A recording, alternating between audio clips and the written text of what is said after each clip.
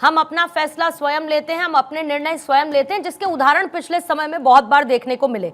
फिर चाहे हम मल्टी अलाइंड रहे हों, लेकिन उसके बावजूद हम नॉन अलाइंड स्टेट में रहे हों। नेबरहुड हमारे लिए बहुत प्रिय है, लेकिन किसी भी तरीके का हमने ब्लाइंड रुख नहीं अपनाया है। मसलन नेपाल में जब चीनी एक्टिविटीज हमने देखी तो उसको लेकर हमने अपना एक बहुत क्लियर स्टैंड रखा है। डिफेंस डिप्लोमेसी दोनों में एक बैलेंसिंग वे अप्रोच भारत की साफ तौर पर देखने को मिली है। क्या ये भारत की मजबूत जरूरत और आने वाले समय में भारत की मजबूती के तौर पर नहीं देखा जाना चाहिए? देखिए पूर्णिमा जी, मैं इस कोई दूसरे परिप्रेक्ष्य में इशू सेम है, लेकिन इसे जरा दूसरे पर्सपेक्टिव में देखने की जरूरत है। एक तरफ है वैल्यू बेस्ड फॉरेन पॉलिसी और दूसरी तरफ है रियल पॉलिटिक्स।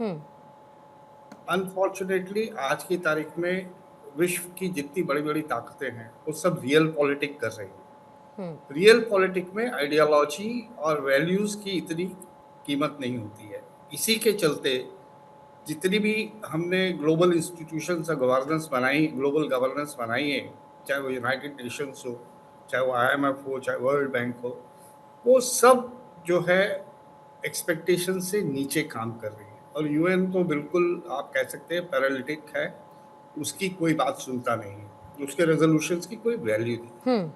तब आज की परिस्थितियों को भारत को ये डिसाइड करना है कि हमें क्या वैल्यू बेस्ड बातें करनी है, कि वैल्यू बेस्ड के हिसाब से अगर आप चलते हैं तो मुझे लगता है कि शायद इजराइल को ईरान पे हमला नहीं करना चाहिए था। ये कोई प्रोवोकेशन नहीं है कि ईरान न्यूक्लियर बॉम्ब बना रहा है, क्योंकि ये इस्टेब्लिश नहीं हुआ अभी तक।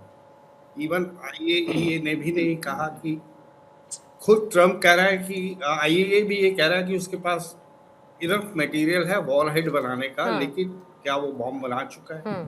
इससे पहले अमेरिका ने यही प्रिटेक्स्ट यूज किया था बगदाद इराक में रिजीम चेंज। मैं एग्जांपल दे रहा था कि अगर आप वैल्यू बेस्ड चलेंगे तो फिर आप जब हमास अटैक करता है तो आप हमास को कंडेम करेंगे जो हमने किया, और जब ईरान करता है तो आप इजराइल अगर शुरू करता है तो इजराइल को करेंगे। लेकिन आज युग जो है वो अनफॉर्चुनेटली रियल पॉलिटिक्स का। आपको ये देखना है कि नेशनल इंटरेस्ट कहाँ है आपके, चुप रहने में या खुल के किसी एक के साथ में। अगर चुप रहने में बेहतरी है तो ठीक है, चुप रहिए।